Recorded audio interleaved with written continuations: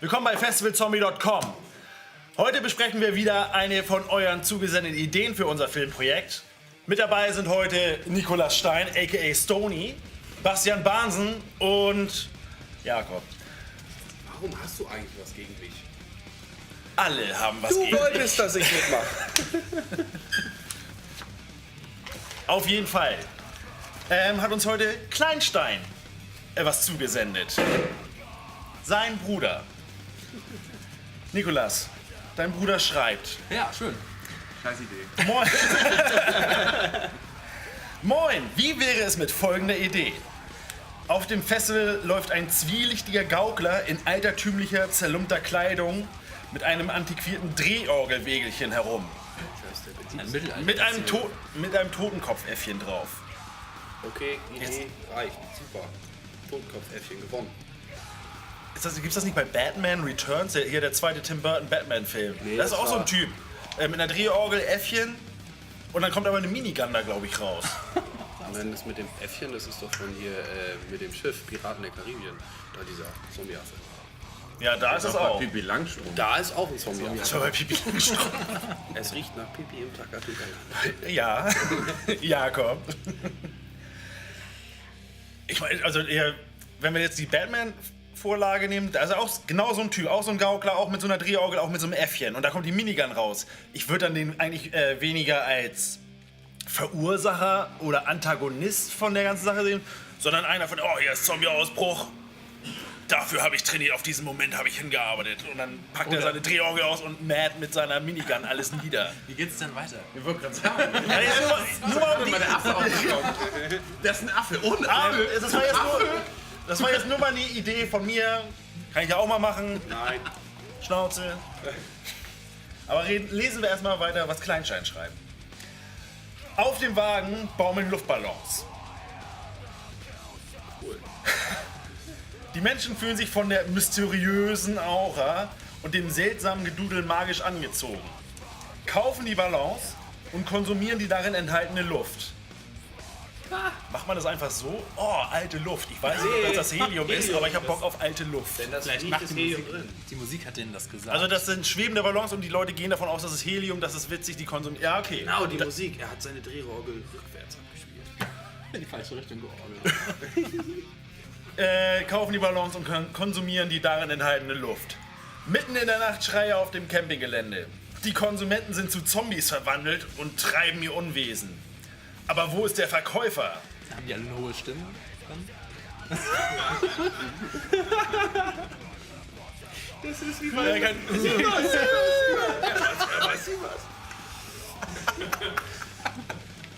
Vielleicht aber auch um deine Aussage, sie treiben es vielleicht mit dem Unwesen. Tütüm.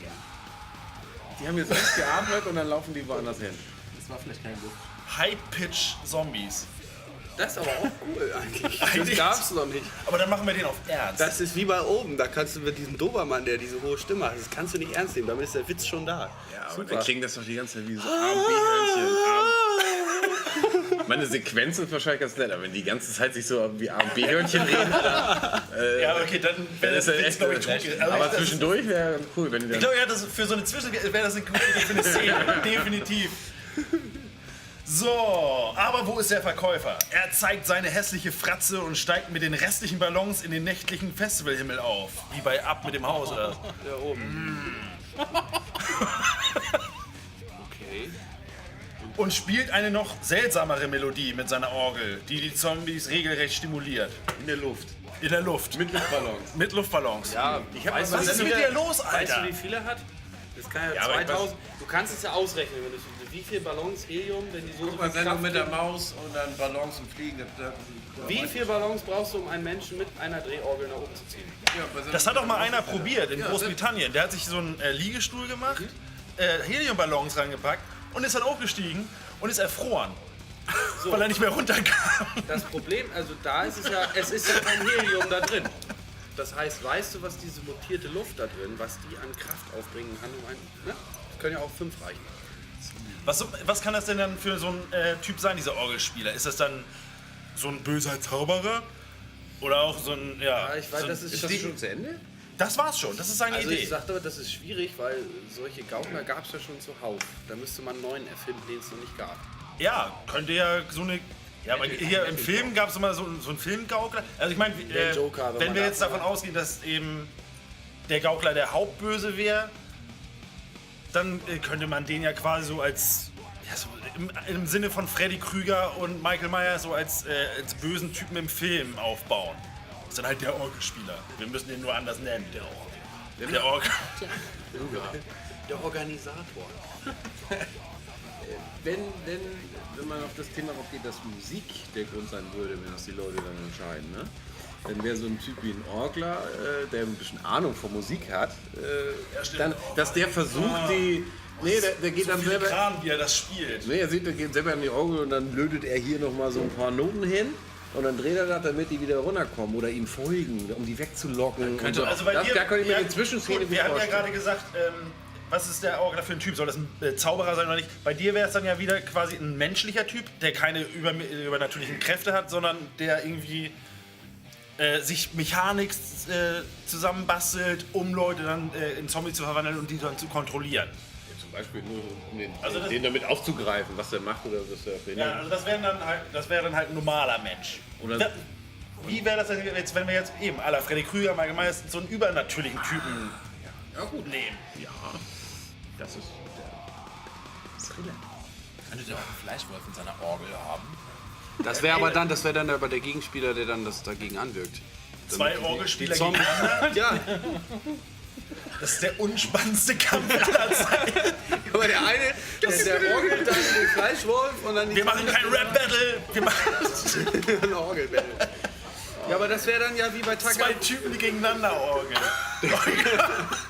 Ja, Dragon Ball. Oder nee, Yu-Gi-Oh! Wäre das dann ja. Yu-Gi-Oh! Da sind ja auch mit den Karten und so, dass die gegeneinander hauen. Und, oh, das braucht voll lange, bis er sich aufgebaut hat. Der auch. Unspannend. Ja. Also für den menschlichen wäre dann wieder der Mambo-Kurt ganz cool. Wenn man das als menschlichen Typen annimmt, weil ich glaube, der kann bestimmt die beste Drehorgel der Welt spielen. Bestimmt. Aber hier nochmal auf deine Fleischwolf-Idee. Also ich meine, wenn wir so einen Bösewicht nehmen, also jetzt so einen Typen, einen übernatürlichen Typen aller eben Freddy Krüger und so weiter, der kann seine Orgel dann eben dazu benutzen, um Zombies zu erschaffen oder Menschen willenlos zu machen. Und das ist halt so eine Multifunktionsorgel. Dann kommt ihm einer an, der hat gerade Kopfhörer auf, der hört die Musik nicht, aber dann macht er seine Klappe auf und steckt ihn in den Fleischwolf und dreht ihn da halt durch und kommt Die dann als Leatherman. gehacktes an der Seite raus. Oder nur die guten, Als gepresste Zähne. die guten Seelen in die Fleischwurf da durchzieht und damit die Kraft hat, um andere zombie-mäßig dann nachher überhaupt... Seelensammler. Ja, Der ja. muss dann die Leute durch die Orgel ziehen. Gab es das nicht schon zu häufig? Seelensammler. Die Seelensuppe, wenn man da von Huibu ausgeht? Aber es ist halt ein Seelensammler, der mit der Musik da währenddessen... Da ist die Und Seelensuppe. wie ist da noch der schaurige Fleck, die eine Folge da? Carsten, wir hatten noch da Platten von. Huibu ist Wir aber... hatten Platten noch. Ich meine Huibu mit Bully Herbig. Den hab ich Film, gesehen. da wo er als Schlossgeist rum ist und seine Spucklizenz verliert. Und dann kommt dann die Seelensuppe. Huibu ist, da Zombie-Film. war ich klein und das war heilig und Bully Herbig. Bully Parade fand ich gut. Die Filme fand ich kacke. Jo. Ganz im Ernst. Du hast ja auch keinen Humor. Aber früher Huibu, Hörspielkassetten und Vinyl oder hier Hexe Schrumpeldei und so war blöd. Hachipu. Egal, wir kommen vom Thema. Genau. Wo waren wir jetzt überhaupt? Als übernatürlicher Orgelspieler. Genau, übernatürlicher Da können wir ja einen Crank anlegen von Turtles, dass er die Orgel in seinem Bauch hat. Dass er selber halt Die Orgel ist. Ja, dass er obenrum die Seelen einsaugt, da kann man Quasi eine Eigenorgel. Ja, orgelt sich selber. Nein, Organ. Ja, sein Organ ist eine Orgel, genau. Nein, aber dass er dann quasi obenrum die Seelen einsaugt von den Leuten, die gegen ihn sind, weil er ja so. Und dann untenrum orgelt er die raus. Weißt du, wie ich meine? Dass man das dann halt so halt. Er muss ja auch dargestellt werden. Und eine Orgel vor sich herschleppen ist dämlicher, als wenn du die Orgel an dir dran hast.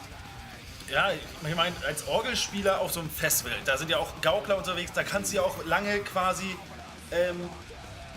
unentdeckt weiter operieren. Dass du gar nicht auffällst und keiner weiß, oh Kacke, woher kommt dieser ganze Dann ist sein Quatschbaum? Körper ja trotzdem mit der Orgel verbunden. Und dass er dann- vor sich herschiebt. Dass er dann quasi zum Schluss erst entblößt oder entblößt wird, entlarvt wird. Outet sich. Er wird zum Schluss entlarvt, dass er die ganze Geschichte verursacht hat und dann auch seine wahre Form zeigt. Sei es dann jetzt als Mensch, der die Mechaniken manipulieren kann, um Menschen zu kontrollieren, oder als übernatürliches Wesen, das irgendwie eine magische Orgel hat, wie auch immer. Mittelalterfestival wäre dann der Ja, Standort, dann- würde ich sagen. Dann wäre es, glaube ich, auch, Ja, ja, so ein Mittelalterfestival könnte es dann sein. Ja gut, ich oder mein, es spielt wirklich im Mittelalter. Gab es schon mal Mittelalter-Zombies? gut wäre. Oh, jetzt muss ich aber mal. Cowboy-Zombies gab es bei Was für Red Dead Dinger? Redemption. War nicht hier Tante Teufel 2, die auch im Mittelalter? Ja, Oh, ja, stimmt. Ja, das war in der Das sind aber Vorzeit. Besessene, das sind Dämonen. Laut Jakob Ja, zählen wir das sind nicht. keine Zombies. Du hast da Ja, stimmt, das ist halt. Gab's noch nicht. Aber gut, Mittelalter könnte man machen. wenn jetzt du sagst von wegen hier, so wie bei Freddy oder sowas, dass das ein mysteriöser Seelensammler oder sowas ist, dann kann der natürlich wirklich auch von Festival zu Festival ziehen. Und dann kann man natürlich auch diverse kleinen Geschichten, die vielleicht reinkommen, Ja, mitdrehen, was der Typ für hier und da für Scheiße baut. Bis das dann irgendwann mal auf dem Festival zu dem Mega-Bang kommt, wo er dann hier richtig an der Orgel dreht. Ja, dass er quasi sich seine Armee zusammenbastelt auf irgendwelchen Kleinfleischen und dann zum Festival geht und dann die große Masse und dann Ist das, Ja, der Gaukler? was auch immer. Oder er macht Der das. Gauklerstamm wird immer größer. Ja. Er programmiert das so, dass das erst ein Jahr später ausbricht. Dass er erstmal in einem Jahr komplett alle Festivals abgrast, die es gibt. Achso, durch so Und quasi dann- so eine spezielle Orgelmusik, die das dann auf einmal bei denen verursacht. Wie der Five Finger Death Punch, so nach dem 5. Schlag bist du tot. So, und dann ist er Nee. Hier, wie bei Nackte Kanone. Als der Typ diesen Knopf drückt und dann diese Oma oder diese alte Frau, die hier die Tasse Kaffee bringt und auf einmal hier, ich muss Pepsch mir umbringen, klack, klack, klack und sich dann selbst umbringt. Ja, das dann irgendwie, ich spiele den Z-Ton, den Zombie-Ton. Nächstes Jahr lasse ich durch alle Lautsprecher auf Festivals gleichzeitig klingen und bupp, zack, kommen die Leute, oh mein Gott, ich muss alle auf. Was ist dann deren Ziel? Was deren Ziel ist? Ja. Zerstörung, er findet die Überbevölkerung scheiße. Ja, oder er ist halt so, wie gesagt, wenn er ein Seelensammler ist und dann so mal zum Überleben immer vom Festival zu Festival zieht und dann seine Seelen sammelt, dann irgendwann mal auf dem Festival die Möglichkeit hat, mit seiner E-Orgel sich anzustecken. Wo aber sich dann und dann Dann könnten wir aber auch so einen kirchlichen Propagandafilm daraus machen. Es funktioniert nicht auf den Heavy Metal Festivals, weil die Leute alle keine Seele haben, weil die Und alle das heißt, Gott glauben und so weiter. jede Zelle meines Körpers ist unglücklich, also machen wir ein Emo-Festival. Ich glaube, Nee, aber wo wir das bei dir mit der Frage sind, haben Zombies noch Seelen? Wenn er Seelensammler ist, hat ein Zombie eine Seele oder nicht? Das Ja, wurde weil er- noch nie irgendwo gesagt. nee. Der hat den Menschen die Seele entzogen. Dadurch Dadurch sind sie Zombies und ihm hörig quasi. Er hat die Kontrolle über sie, weil er deren Seele besitzt. Aber was zum Beispiel, dann muss ja ein Gegenspieler sein, der dagegen immun ist. Was könnte die Immunität sein? Tauber. Wie ist man... Taub ist gut. Ja, Was aber denn? ja, gut, du hörst die Musik nicht, aber passt. ist deine Seele auch taub? Ist deine Seele taub? Oder kann sie nur die Musik hören, die kein anderer Ja, wenn du Oh LSD Gott, das ist- genommen hast, dann kannst du auch die Töne sehen. Ja, ist richtig.